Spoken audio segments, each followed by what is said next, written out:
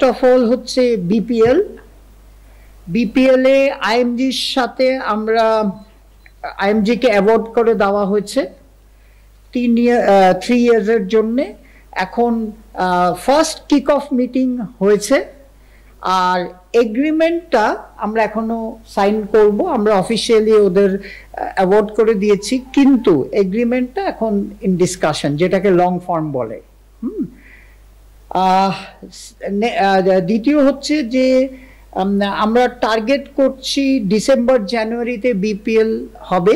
এখানে অনেক অনেক কাজ আছে, সো সেটা নেক্সট বোর্ডের উপর বর্তাবে, কারণ আপনারা জানেন this was our last board meeting.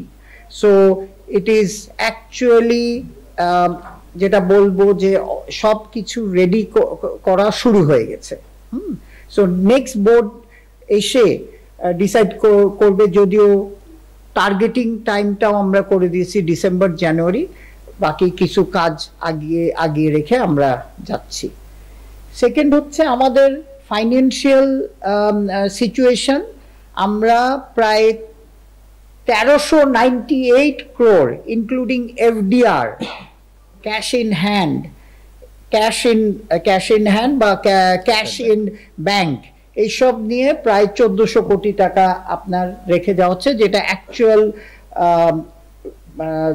Actual number হচ্ছে, আমি আপনাকে অ্যাকচুয়াল নাম্বারটাও দিয়ে দিতে পারবো, around 1398 ক্রোর। আচ্ছা, আরেকটা হচ্ছে যে আমাদের টোটাল আউটস্ট্যান্ডিং আছে অ্যাবাউট অ্যাপ্রক্স 40 ক্রোর।